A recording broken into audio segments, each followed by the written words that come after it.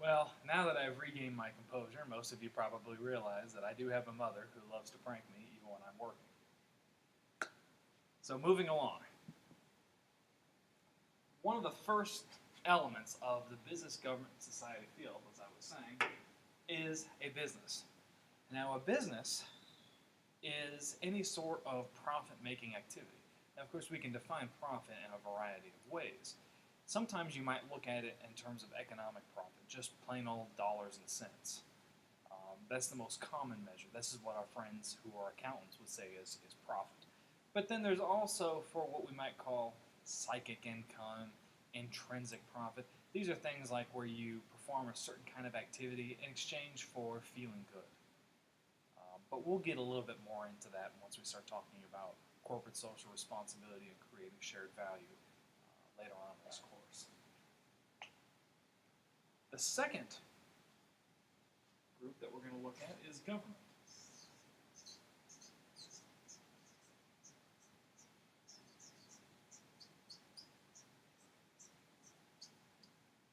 So we can define government as any sort of reified or concrete series of structures and processes that society has in some way created, and these sorts of organizations or these elements authoritatively create rules and laws. So they kind of impose their will on everyone else, but in theory they are at least responsible to their constituents, their people. The next factor, of course, is society.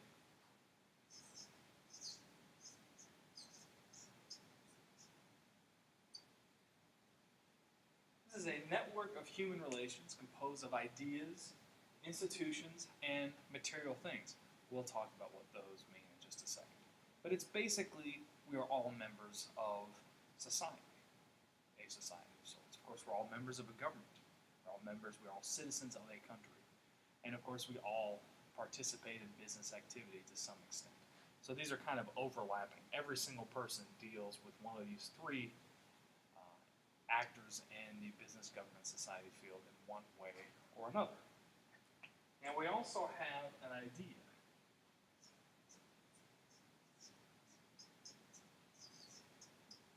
And we would define an idea as an intangible object of thought. What would an intangible object of thought be? Well, how about something like goodness, wholesomeness? These are good examples of ideas. You can usually not define an idea per se, yet you can recognize when an idea is taking place. If I were to ask you what is good, and I asked a variety of people that, what is goodness, we might all say, well, it's fluffy kittens, or it's a great bottle of wine, or you might give different answers, and they may not be the same answer. But at the same time, we can all recognize something that is an embodiment of goodness when we see it, even if our actual definitions are quite different in any given moment. And we've also got values.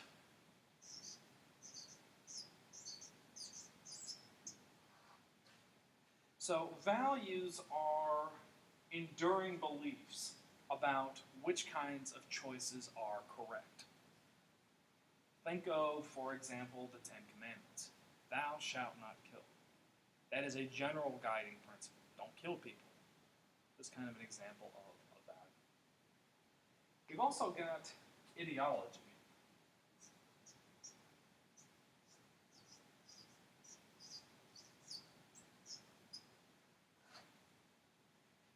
Ideology is a bundle of values that creates a particular view of the world. Ideology are systems of beliefs. Think of things like Christianity, Marxism.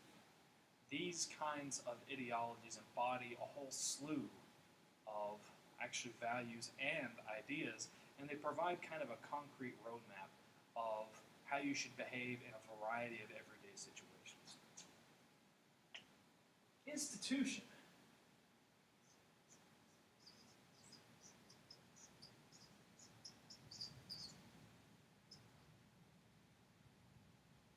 Institutions are formal patterns of relations that link people to accomplish any sort of a goal. These are the kind of larger macro generalizations of organizations. We'll talk about what some of those institutions are in just a second. And of course, we have material things.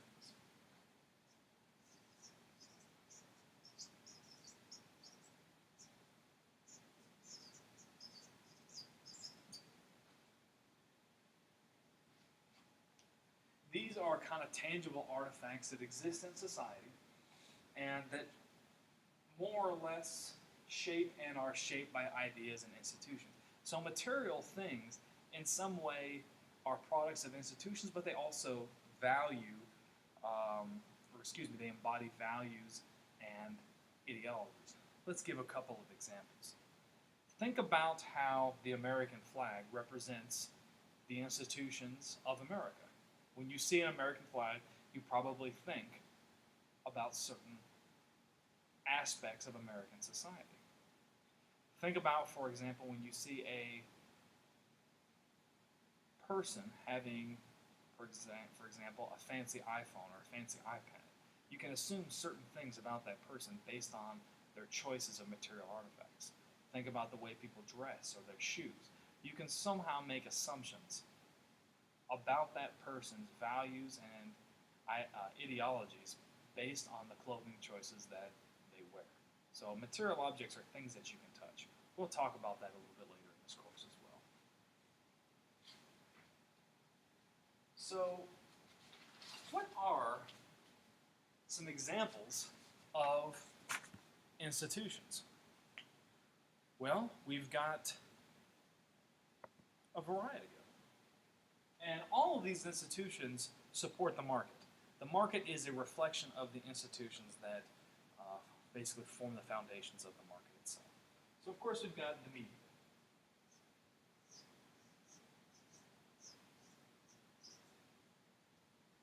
The media is almost anything you can think of. Think of the internet, the newspaper, television, radio, and they inform the public, and in many ways, media images can stimulate commerce and growth with advertising. We've got corporations.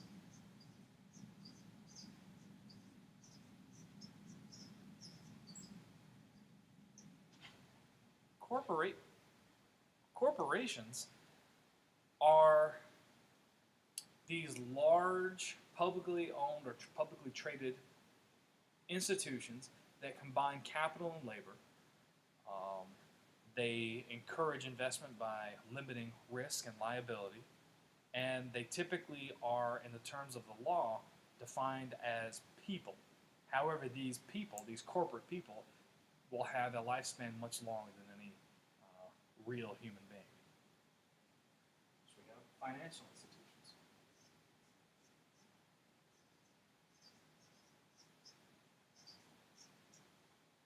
Financial institutions are things like banks, things like national banks, and they mobilize capital for saving, for borrowing, and for lending. We have the judicial institutions.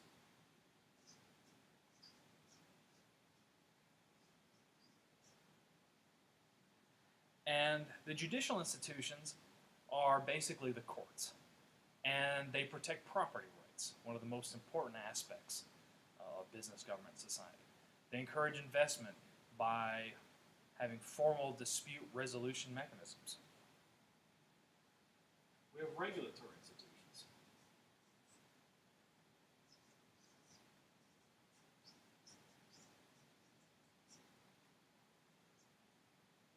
Regulatory institutions protect the public and investors from dishonesty, from danger, and from fraud.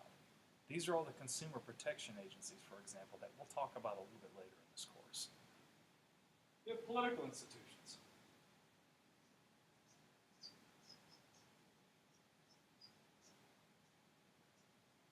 Political institutions make economic policy. They are those institutions that collect taxes. They provide basic social safety nets. When I talk about social safety nets, we'll talk about that a little later in this course, but in a rudimentary sense, you're thinking about things like Social Security, welfare, unemployment insurance. Medicare and Medicaid. Those are good examples. And they provide us an essential check and balance on business power. And then you've got cultural institutions.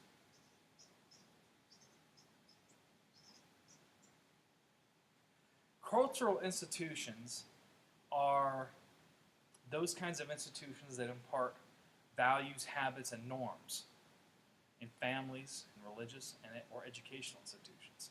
So cultural institutions, the most common one that I think of is the church. The church dictates a certain way of behavior. It serves as a guide. Certain cultural organizations can also be cultural institutions. Think of fraternities or sports teams. They have certain cultures that they impart on their members. So I've talked about these different actors in the business, government, society field. Now let's ask a big question. Who cares? What's the point of all this? Well, if you want to be successful in business, and particularly as a manager, you don't need to be responsive only to business interest, but you also need to be responsive to the economic and the non-economic environment that exists outside of your firm or your organization. Okay? So if you're a business, you need to understand your customers. In order to understand your customers, you have to look at what institutions in business, government, and society do they partake in? And what does that mean for their buying habits? How does that make them customers? You also have to look at, for example, your suppliers. How do their values impact your organization? How do political actors impact your organization? These are all very, very important. So you need to understand that markets are important, but also social impacts are critical for business success. Of course, in the words of Jean-Jacques Rousseau, there's also what we may call the social contract. And the social contract exists between economic institutions and other networks in society. Rousseau is known for saying that man is born free, yet everywhere he is in chains. What that means is, yes, in theory, we are not restricted. But when we interact with others, these chains start to bind us in some way. And so even though we think that we are a free society, we are nonetheless bound by actors from business, government, and society who both constrain and enable our behavior. It's important to understand how these constraints and affordances work in your role as a manager.